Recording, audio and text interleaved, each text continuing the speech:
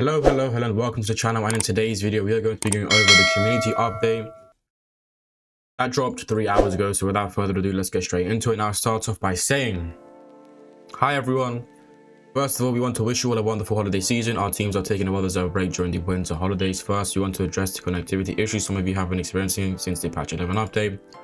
We are actively working on it, and we apologize for not addressing these issues earlier, as we are collecting more information to confirm it was not isolated cases. You may find the patch notes for hotfix 11.2.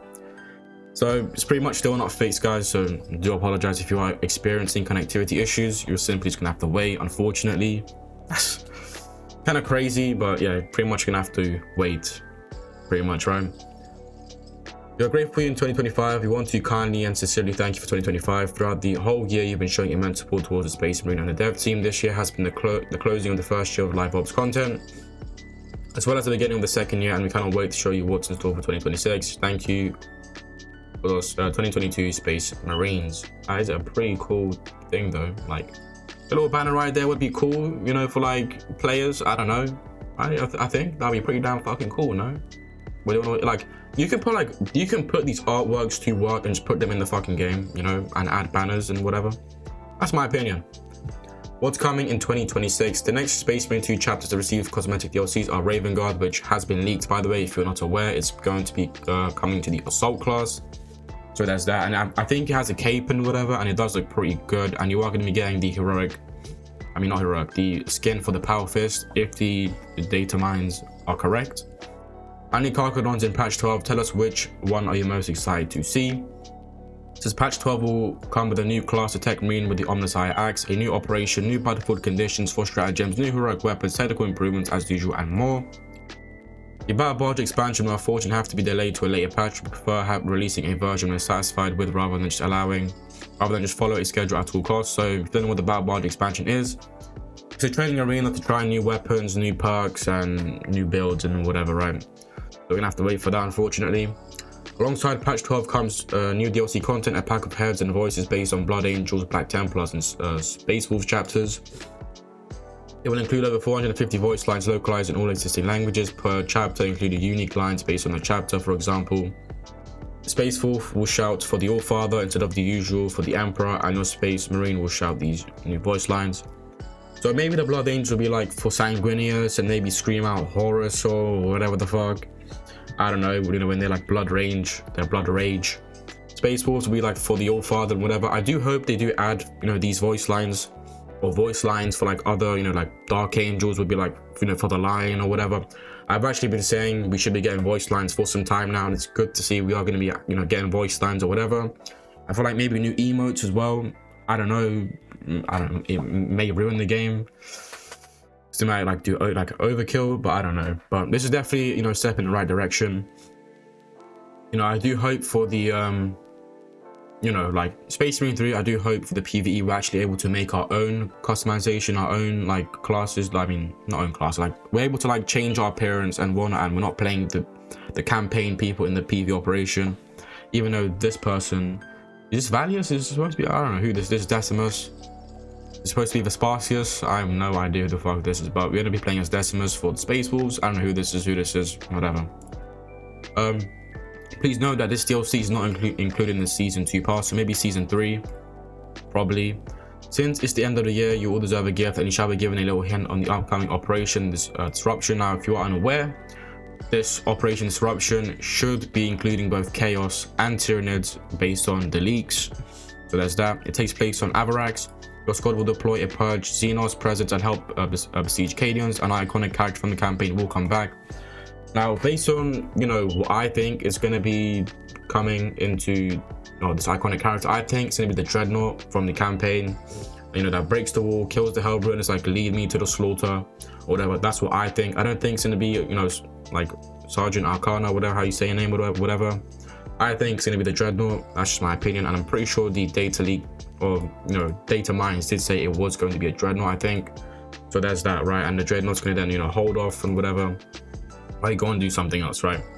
Stay tuned in January for more info regarding the patch 12 update. Now, this makes me think that we are actually going to get the update in February.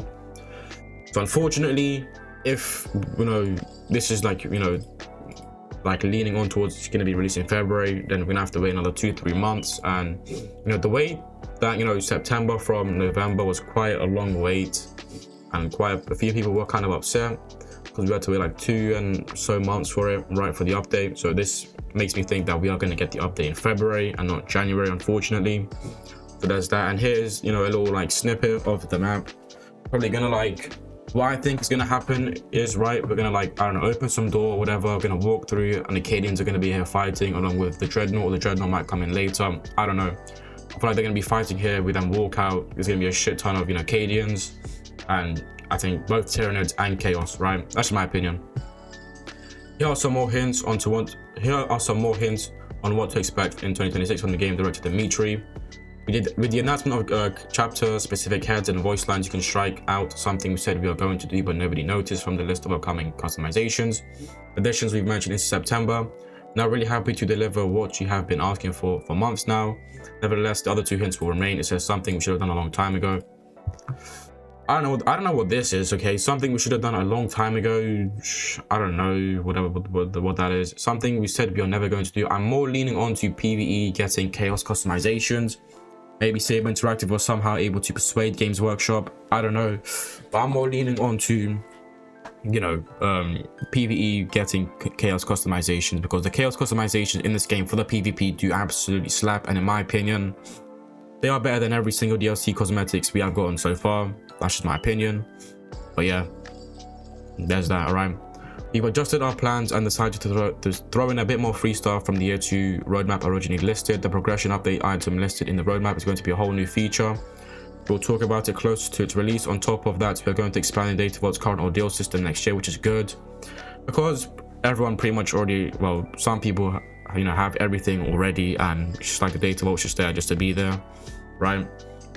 So maybe like banners, you know, as I said, maybe add that banner or whatever to the game, you know, new weapon skins, like titles, maybe like more armor pieces. I don't know. Okay, just need more stuff. And like, can we like stop putting, in my opinion, like, can we like have something to spend our requisition points on? Because, you know, I'm pretty sure they will add a requisition point as, you know, a reward, which people already have 2,000. So I'm kind of hoping, you know, we can spend something, you know, like we can spend our requisition points on something. I don't know.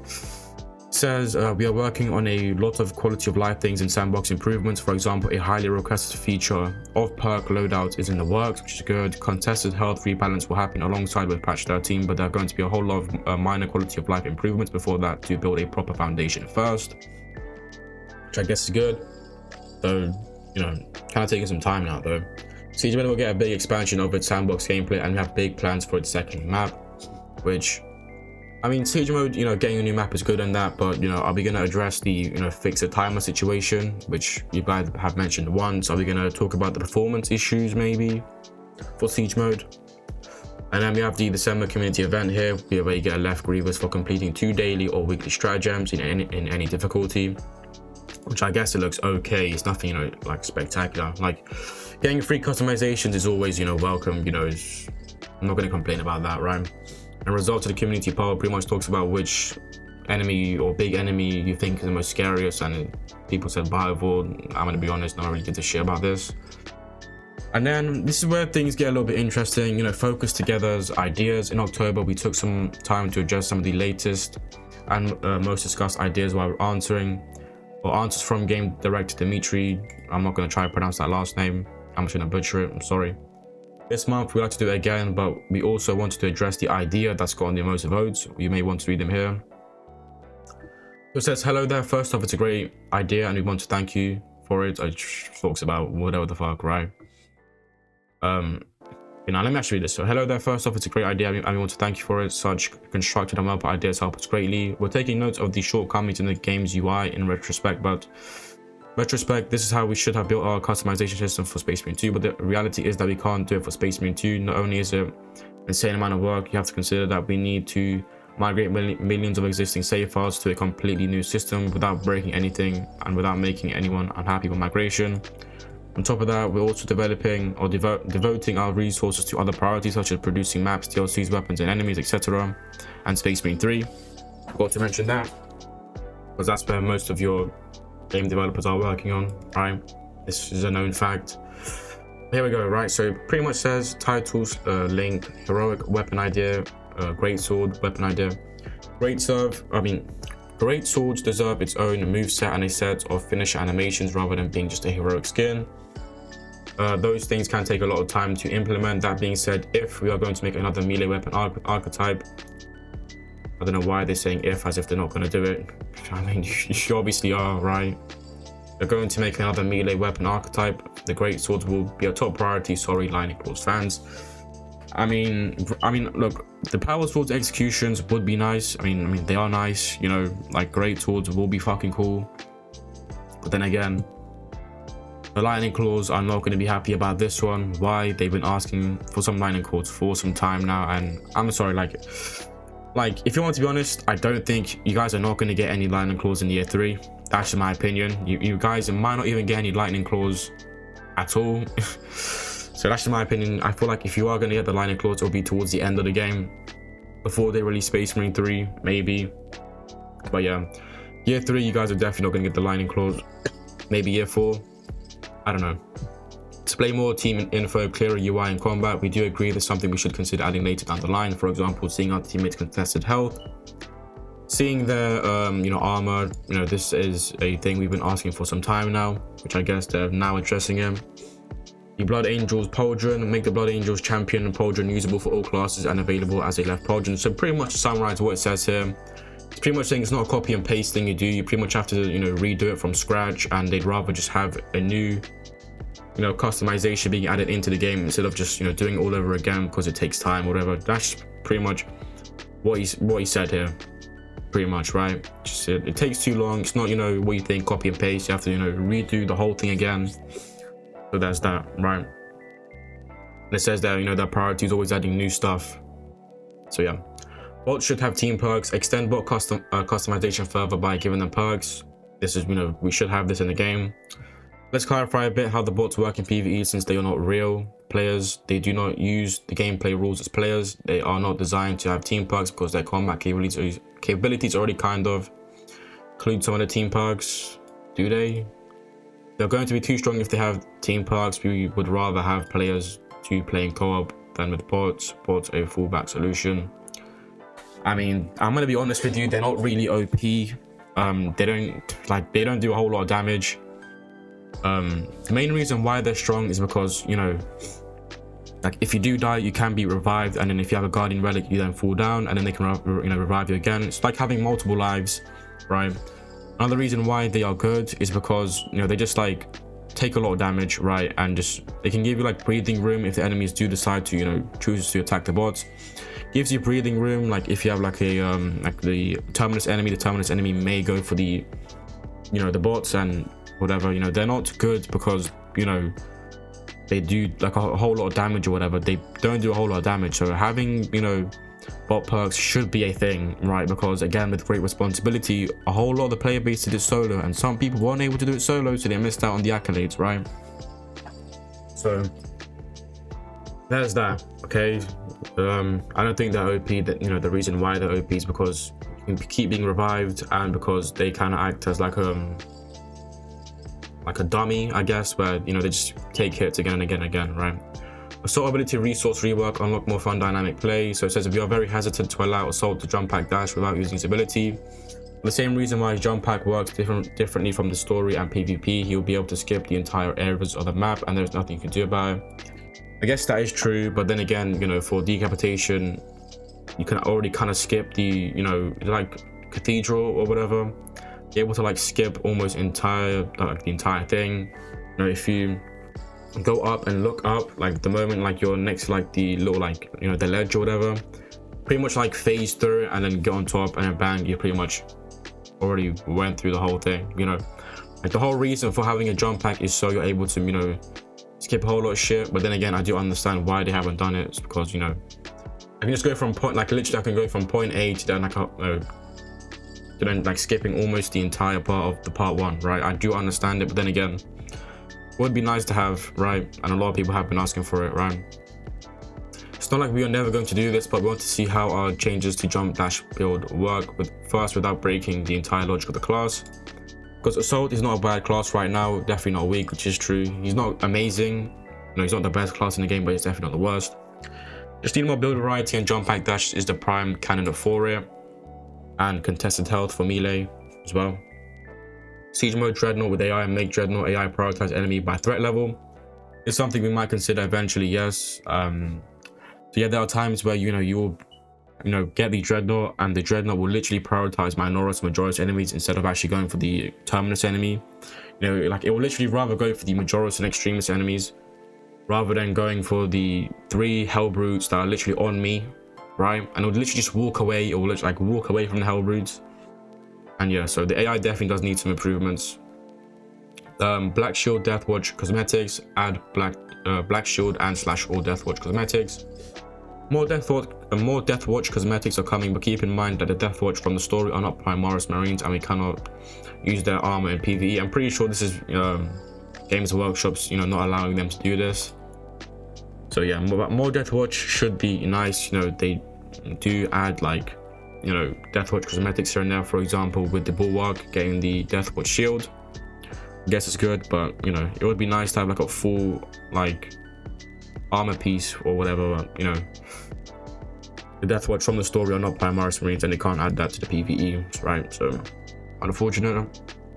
More customization slots, increase the amount of available customization slots, because there are now too much cosmetic options compared to the amount of available customization slots. Indeed, that would be nice to have, but nice to have. We'll see what we can do. Expand the accolades cap to 1,500. We think that the current cap and rate of accolades gain is fine. Besides, we will be adding more ways to earn accolades in the game, but the cap is going to stay.